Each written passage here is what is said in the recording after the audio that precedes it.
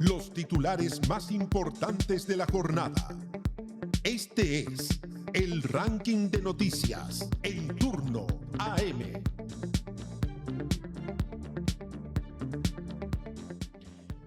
En una entrevista para Fox News, Donald Trump anunció ataques terrestres a los carteles de la droga en México, generando preocupación por su afán de intervención. Durante el mismo día, Venezuela liberó a un número significativo de presos políticos bajo una fuerte presión internacional encabezada por el expresidente Donald Trump. La medida se produce durante la presidencia interna de Delcy Rodríguez. Mientras Washington asume el control de las ventas de petróleo venezolano, el Senado estadounidense frenó nuevas acciones militares de Trump, generando tensión entre el Ejecutivo y el Legislativo. Darío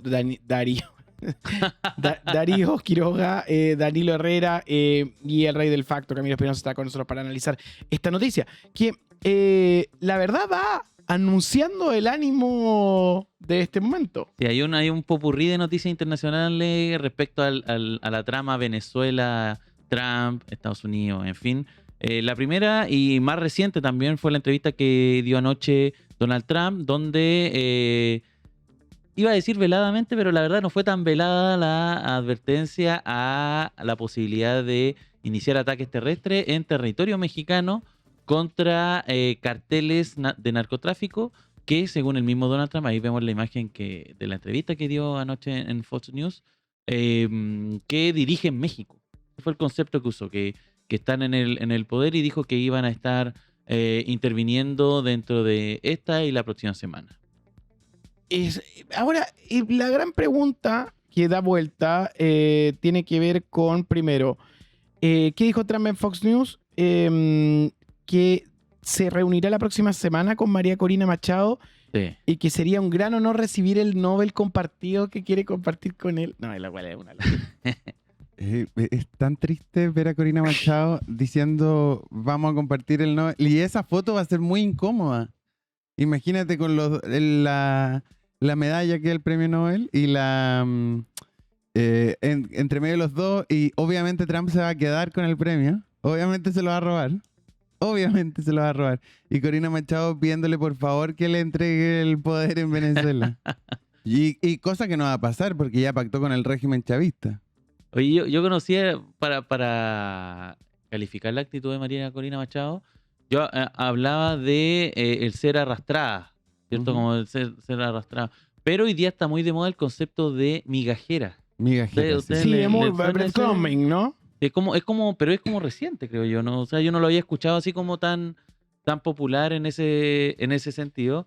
Bueno, dentro de las otras noticias, se cumple otra de las solicitudes, mandatos o instrucciones de Donald Trump en Venezuela, que es la liberación de detenidos, de presos. De hecho, también era una solicitud que había pedido la oposición venezolana.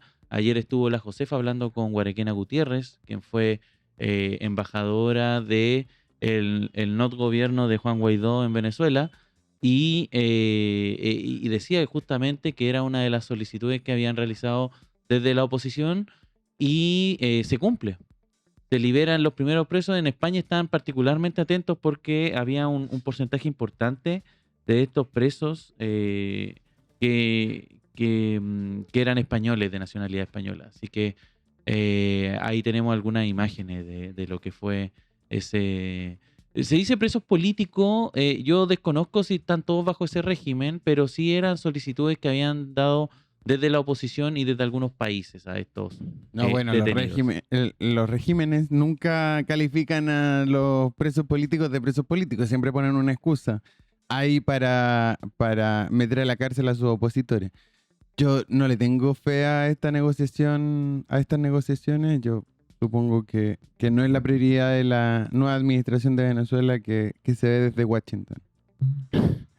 Digamos, el nuevo Estado asociado. Claro, el nuevo territorio asociado, Venezuela. Pero hay como una carrera, al menos yo lo que interpreto, existe algo así como una carrera entre el régimen actual que está en el poder, podríamos decir el postmadurismo en Venezuela, y María Corina Machado y la oposición, por quedarse con el favor de Donald Trump. Claro. No se están haciendo mérito. Y al mismo tiempo, en Estados Unidos hay una pelea entre la entre comillas, bien entre comillas, estoy siendo súper generoso, estrategia de Donald Trump, porque no hay estrategia, es como que dice una barbaridad tras otra cada día, y Marco Rubio, que tiene un sentido más bien, una pelea por la democracia en Venezuela, mientras que Trump está ahí por el petróleo y ya nos ha hecho ver en reiteradas ocasiones que eso es lo único que le importa, mientras Marco Rubio, que es su mano derecha en este tema, está mirando la transición democrática como un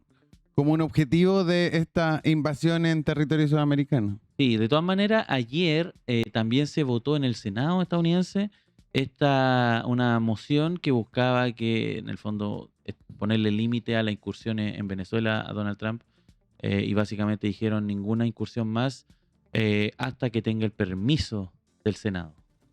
Sí. Lo que sabemos que en general los presidentes norteamericanos también no suelen respetar. Se metió el tema de Groenlandia también, porque hay un senador republicano, que se me fue el nombre en esta ocasión, que en esta misma discusión dijo: ya basta de sorprendernos todos los días con las declaraciones de nuestro presidente. ¿Cachai que se va a cumplir una semana desde el secuestro de Maduro, desde la captura?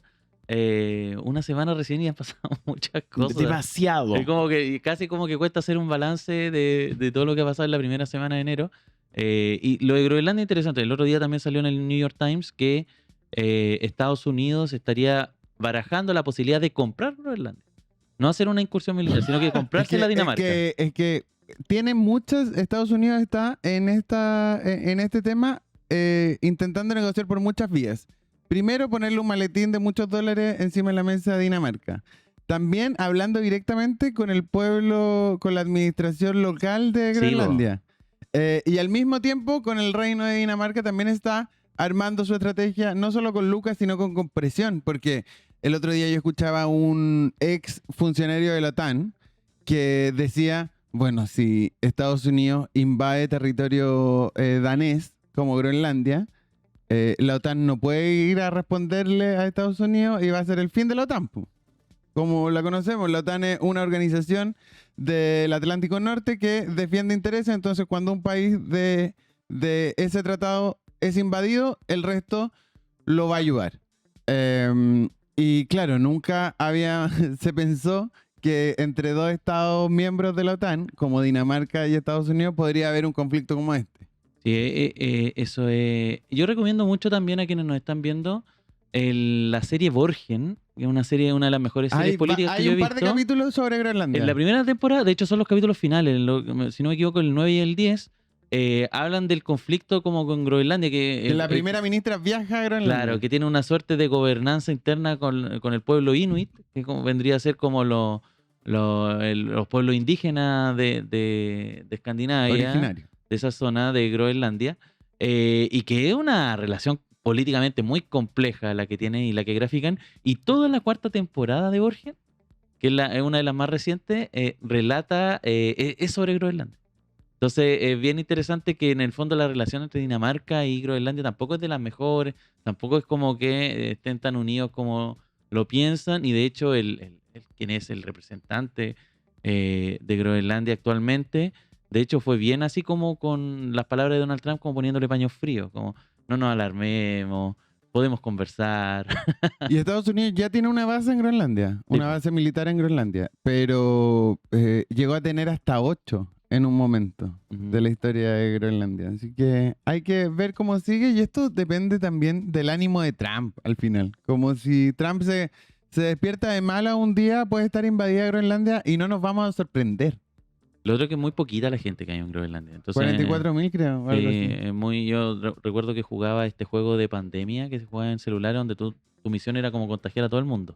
Y siempre lo último que se contagiaba. ¿Y eso lo jugaba mientras estaba ahí encerrado por COVID? Sí. Se hizo muy popular. No recuerdo cómo se llama el juego, pero... ¿Ataque? No, creo que era algo así como pandemia. Alguien aquí en el chat seguramente se acordará. Y claro, en pandemia se hizo muy popular.